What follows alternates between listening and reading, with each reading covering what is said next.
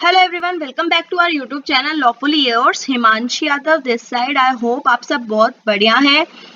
हम करेंगे अब सीआरपीसी के कुछ इम्पोर्टेंट क्वेश्चंस को कवर। तो आज उन्हीं में से एक इम्पोर्टेंट क्वेश्चन को हम कवर करेंगे। तो मेरे चैनल को सब्सक्राइब करो ताकि इन वीडियोस की नोटिफिकेशन सबसे पहले आपको मिले। तो हम स्टार्ट करते हैं और don't forget to hit the bell icon. Video को आगे स्टार्ट करने से पहले मैं कहना जरूरी चाहूंगी कि वीडियो के अंदर सिर्फ आपको एक्सप्लेनेशन नहीं बल्कि नोट्स भी प्रोवाइड किए जा रहे हैं, तो वीडियो को ध्यान से पूरा जरूर देखना। Classes of criminal codes. सबसे पहले हमारा इंपॉर्टेंट क्वेश्चन आता है कि सीआरपीसी के अंदर हमारे क्रिमिनल कोड्स के बारे में बता रखा है, उनको किस तरह से क्लासिफाई कर रखा है। ये कहीं ना कहीं हमारे लिए जरूरी हो जाता है।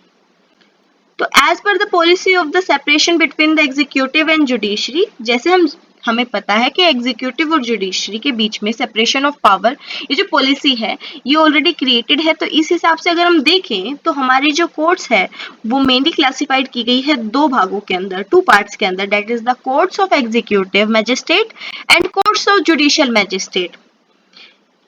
इन कोर्ट्स को फर्दर कैटेगरीज के अंदर डिवाइड कर रखा है। अब सेक्शन 6 जो इस कोड का है उसने भी कुछ क्लासेस को प्रोवाइड कर रखा है, कुछ क्लासेस के बारे में बता रखा है। That is session court, court of judicial magistrate first class, court of judicial magistrate second class, court of executive magistrate. और जो मेट्रोपॉलिटन एरियाज होते हैं वहां पर मेट्रोपॉलिटन मैजिस्ट्रेट को एस्टेब्लिश, उनकी कोर्ट्स को एस्टेब्लिश किया जाता है। इसके बाद मैंने एक बहुत ही इम्पोर्टेंट एक आपके सामने ये डायग्रामेटिक फॉर्म में बता रखा है कि क्रिमिनल कोर्ट्स किस तरह से क्लासिफाइड है, किस तरह से उनको क्लासेस में डिवाइड कर रखा है। तो आगे हम इन्हीं के बारे में पढ़ेंगे कि इनके पास क्या पावर है और कौन कौन से सेंटेंस ये प्रोवाइड कर सकते हैं, कौन इन्हें इस्टेब्लिश करता है और क्या इनके नीचे भी कोई और अपॉइंट किया जाता है, इनके जो प्रिजाइडिंग ऑफिसर्स हैं उनको किस नाम से बुलाया जाता है, वगैरह वगैरह। तो अब हम सबसे पहले पढ़ते हैं क्रिमिनल कोर्ट्स के जो हमारे क्लासेस है। That is the session court, the second one is courts of judicial magistrate. जो कोर्ट ऑफ जुडिशियल मैजिस्ट्रेट है उनको दो पार्ट्स में डिवाइडेड कर रखा है, the first class judicial magistrate and the second class judicial magistrate. After that courts of chief judicial magistrate, इसके बाद है स्पेशल जुडिशियल मैजिस्ट्रेट कोर्ट, इसके बाद है मेट्रोपॉलिटन मैजिस्ट्रेट कोर्ट, इसके बाद है स्पेशल मेट्रोपॉलिटन कोर्ट्स, इसके बाद है एग्जीक्यूटिव मैजिस्ट्रेट कोर्ट। जो आपकी एग्जीक्यूटिव मैजिस्ट्रेट कोर्ट है उसको फर्दर दो पार्ट्स में डिवाइडेड है, that is the district magistrate court and sub divisional magistrate court. इसके बाद है 8th है हमारा स्पेशल एग्जीक्यूटिव मैजिस्ट्रेट कोर्ट्स। अब हम इनके बारे में और इनकी पावर्स के बारे में पढ़ेंगे। First is the session courts. According to section 9, section 9 कहता है कि session courts of sessions shall be establish for every session division. जो सेशन कोर्ट्स है वो हर एक सेशन डिवीजन के लिए बनाई गई है। कोर्ट शैल हैव प्रिजाइडिंग जज एज सेशन जज। जो कोर्ट के जो प्रिजाइडिंग जजेस हैं उनको सेशन जज के नाम से बुलाया जाता है, जो कि हाई कोर्ट के द्वारा ही अपॉइंट किए जाते हैं। और अगर हाई कोर्ट चाहे तो एडिशनल सेशन जज या फिर असिस्टेंट सेशन जज भी अपॉइंट कर सकती है, क्योंकि आपको पता है वर्कलोड बहुत ज्यादा होता है। असिस्टेंट सेशन कोर्ट्स जो होती हैं वो सेशन कोर्ट्स के द्वारा ही सबऑर्डिनेट की जाती हैं, और जो सेशन कोर्ट है वो कुछ रूल्स रेगुलेशंस को फ्रेम कर सकता है ताकि जो वर्क है वो असिस्टेंट सेशन कोर्ट्स के अंदर आराम से डिस्ट्रीब्यूट किया जाए और वर्क अच्छी तरह किया जाए। तो उनके लिए उसके रिगार्डिंग भी कुछ रूल्स फ्रेम करती है, सेशन कोर्ट ही फ्रेम करती है। अब इसके बाद है एडिशनल और assistant session court shall try urgent application in the absence of session court and in the absence of additional or assistant session court. Such application shall be tried by the chief judicial magistrate. Section 10 हमारा कहता है कि जो additional या फिर assistant session courts जो होती हैं वो केवल जो ट्राई करेंगी वो अर्जेंट एप्लीकेशंस होगी, उन्हीं को ट्राई करेगी। किसकी एब्सेंस में? जब सेशन कोर्ट एब्सेंट है। अब कई बार हो सकता है कि एडिशनल या फिर असिस्टेंट सेशन कोर्ट्स भी एब्सेंट है, तो उस सिचुएशन के अंदर वो एप्लीकेशन जो है वो उनको कौन ट्राई करेगा? चीफ जुडिशियल मजिस्ट्रेट ही ट्राई करेगा, उसी के पास पावर है। अब सेक्शन 28 इस कोड में ये भी कहा जाता है कि सेशन जज और एडिशनल सेशन जज इनके पास पावर है कि वो कोई भी सेंटेंस प्रोनाउंस कर सकते हैं जो लॉ के मार्फत हमें बताई गई हुई है ऑलरेडी, मगर जो डेथ सेंटेंस है वो केवल हाई कोर्ट से कंफर्म करने के बाद ही दी जाती है, उससे पहले वो सेंटेंस नहीं पास कर सकते। और इसके अलावा जो असिस्टेंट सेशन जज है उसके पास हर तरह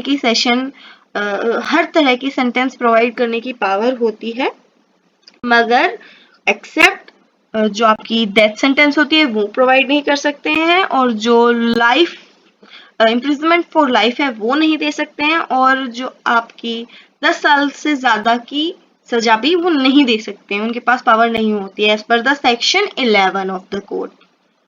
ये जो कोर्ट्स होती है वो सेंटेंस तो कम्यूट कर सकती है, but important thing is that कि उन्हें उस मैटर का नेचर, उसकी ग्रेविटी जो क्राइम की है, जो एक्यूज है उसका कैसा बिहेवियर है, हर फैक्ट को देखकर फिर उसके बाद ही वो किसी सेंटेंस को कम्यूट कर सकती है। मेयर फैक्ट ये नहीं हो सकता कि जो ट्रायल है वो एक लॉन्ग पीरियड तक चली है।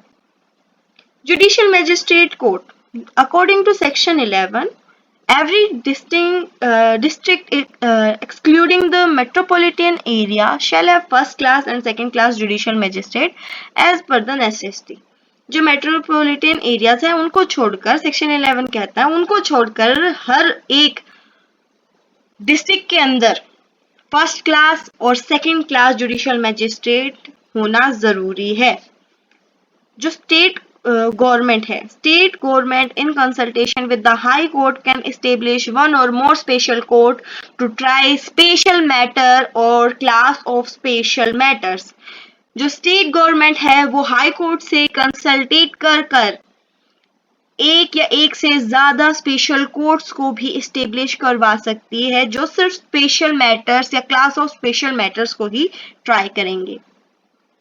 जो प्रिजाइडिंग ऑफिसर्स होते हैं वो हाई कोर्ट के द्वारा ही अपॉइंट किए जाते हैं, और सुप्रीम कोर्ट का कहना है that Supreme Court considered the post of judicial officer as a post of honour and therefore should behave according to the dignity of the post. Supreme Court कहती है कि जो हमारी जुडिशियल ऑफिसर की जो पोस्ट है वो बहुत ही ऑनर की पोस्ट है, बहुत ही मानने वाली, बहुत ही ऑनर की, सम्मान की पोस्ट है, तो उनको भी उनका जो बिहेवियर है, वो जो रवैया है वो कुछ उसी तरह से रखना चाहिए जिस तरह की डिग्निटी इस पोस्ट की है। सेक्शन 29 कहता है कि जो फर्स्ट क्लास जुडिशियल मैजिस्ट्रेट है इसके पास पावर है कि वो किसी भी सेंटेंस को पास कर सकती है जिसके अंदर इम्प्रिजनमेंट 3 साल से ज्यादा की नहीं होनी चाहिए, और जो फाइन है वो 5,000 तक का ही होना चाहिए, या इन दोनों को साथ में भी दे सकती है कि 3 साल की प्लस सजा प्लस आपका 5,000 तक का जुर्माना। और जो सेकेंड क्लास मैजिस्ट्रेट कोर्ट होती है उनके पास पावर होती है कि वो फाइन केवल 1,000 रुपीज तक का ही चार्ज कर सकते हैं, और जो इम्प्रिजनमेंट है वो 1 साल से अधिक की वो नहीं दे सकते हैं, या फिर इन दोनों को मिक्स भी दे सकते हैं कि 1 साल तक की सजा प्लस आपका 1,000 रुपीज आपकी फाइन को भी वो इम्पोज करवा सकते हैं। Next one is court of chief judicial magistrate. Court of chief judicial magistrate कहता है कि सेक्शन 12 हमारा सीआरपीसी का कहता है the establishment of one court of chief judicial magistrate in every district and of a additional chief judicial magistrate court as per the requirement। Section 12 कहता है, section 12 हमें प्रोवाइड करता है कि चीफ जुडिशियल मैजिस्ट्रेट, एक चीफ जुडिशियल मैजिस्ट्रेट कोर्ट तो हर एक district के अंदर होना लाजमी है, और अगर एडिशनल चीफ जुडिशियल मैजिस्ट्रेट की भी रिक्वायरमेंट है तो उसे भी अपॉइंट किया जा सकता है। High court shall appoint on this post any first class judicial magistrate, जो कोई भी फर्स्ट क्लास जुडिशियल मैजिस्ट्रेट को ही high court as a chief judicial magistrate appoint कर सकती है। सेक्शन 29(1) कहता है कि जो court of chief judicial magistrate है वो कोई भी सेंटेंस पास कर सकते हैं एक्सेप्ट डेथ सेंटेंस, और जिस लाइफ इम्प्रिजनमेंट की भी वो नहीं दे सकते हैं, और वो इम्प्रिजनमेंट भी नहीं दे सकते जिसमें जो आपकी सजा होती है वो 7 साल से अधिक तक की होती है। तो मतलब 7 साल तक की सजा दे सकता है आपका चीफ जुडिशियल मैजिस्ट्रेट। इसके बाद है मेट्रोपॉलिटन मैजिस्ट्रेट कोर्ट।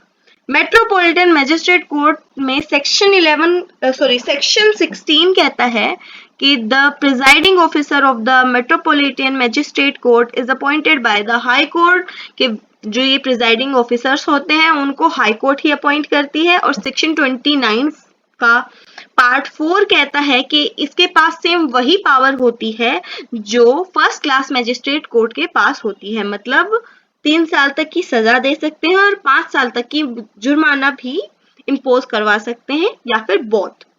अब इसके बाद है courts of chief metropolitan magistrate.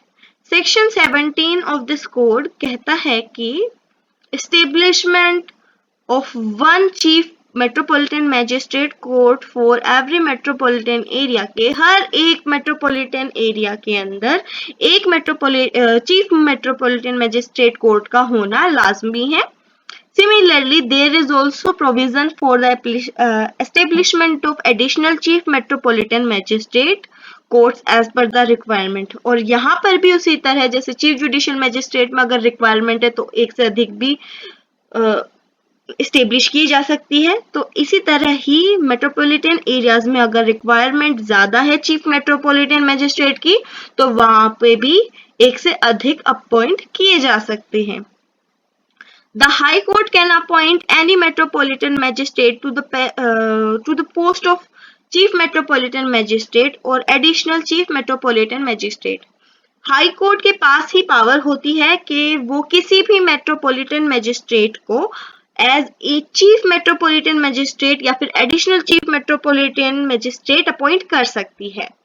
अब इसके बाद है अकॉर्डिंग टू सेक्शन 29(4), इसके तहत कहा गया है कि इसके पास सेम वही पावर होती है जो एक चीफ जुडिशियल मैजिस्ट्रेट के पास होती है। जो एक चीफ जुडिशियल मैजिस्ट्रेट मतलब क्या कि वो कोई भी सेंटेंस पास कर सकता है, मगर वो जिसके अंदर 7 साल तक की ही सजा वो दे सकते हैं, और वो डेथ सेंटेंस भी नहीं दे सकते हैं और लाइफ इम्प्रिजनमेंट भी नहीं दे सकते हैं। ठीक है, सेम पावर है आपके चीफ मेट्रोपॉलिटन मैजिस्ट्रेट की और चीफ जुडिशियल मैजिस्ट्रेट की। The next one is special magistrate court. Section 13 हमारे इस कोर्ट का कहता है किसके बारे में, for the establishment of court of special judicial magistrate to try particular cases or particular class of cases.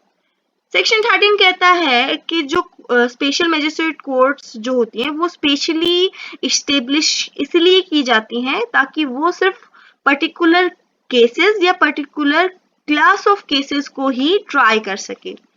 Such courts are established at a particular time for a period of 1 year by the high court at the request of the central or the state government. इस तरह की जो courts है वो एक particular period of time के लिए ही appoint किए जा सकते हैं, जैसे कि 1 साल, वो भी हाई कोर्ट ही करती है जब सेंट्रल या फिर स्टेट गवर्नमेंट की रिक्वेस्ट आती है। Almost a similar system has been provided by the Section 18 for metropolitan area, और इस तरह का ही लगभग सेम प्रोविजन एक सेक्शन 18 के अंदर भी आपको मेट्रोपॉलिटन एरियाज के लिए देखना को मिलेगा। A person appointed under section 18 shall be called special metropolitan magistrate, और इसी में एक स्पेशल मेट्रोपॉलिटन मैजिस्ट्रेट भी अपॉइंट किया जाता है सेक्शन 18 के हिसाब से। Court of executive magistrate. Section 20 हमें प्रोवाइड करता है for the courts of executive magistrate. इसके according state government could establish in every district and every metropolitan area the court of executive magistrate as per the requirement. On one of these executive magistrates shall be a district magistrate. Court of executive magistrate के बारे में section 20 कहता है कि जो इसके हिसाब से जो स्टेट गवर्नमेंट है वो हर एक डिस्ट्रिक्ट के अंदर या फिर हर एक मेट्रोपोलियन एरियाज के अंदर इसे एस्टेब्लिश करवा सकती है। कोर्ट्स ऑफ एग्जीक्यूटिव मैजिस्ट्रेट्स को जितनी रिक्वायरमेंट है उसी हिसाब से करवाई जाती है और एक उनके ऊपर एग्जीक्यूटिव मैजिस्ट्रेट जो एज अ डिस्ट्रिक्ट मैजिस्ट्रेट के नाम से भी होता है उसे अपॉइंट कर देती है। इसी तरह से एडिशनल डिस्ट्रिक्ट मैजिस्ट्रेट को भी डिस्ट्रिक्ट के अंदर या फिर सब डिविजनल मैजिस्ट्रेट को भी सब डिवीजन के अंदर अपॉइंट किया जाता है। Section 21 of this code provide करता है for the establishment of special executive magistrate court.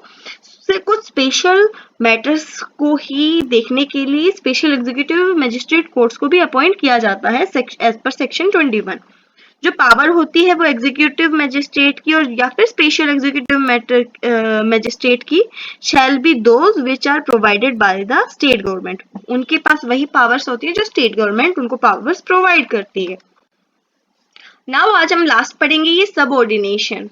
The subordination of these courts shall be as following. ये कुछ मैंने पार्ट्स में डिवाइड कर रखा है आपको थोड़ा जल्दी ताकि आसान से समझ में आ जाए कि कौन सी कोर्ट किसके द्वारा सबऑर्डिनेट की जा रही है या आपको याद हो जाए।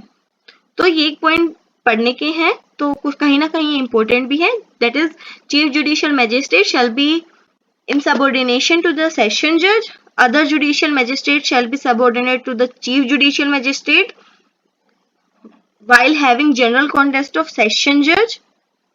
Chief metropolitan magistrate and additional chief metropolitan magistrate shall be subordinate to the court of sessions.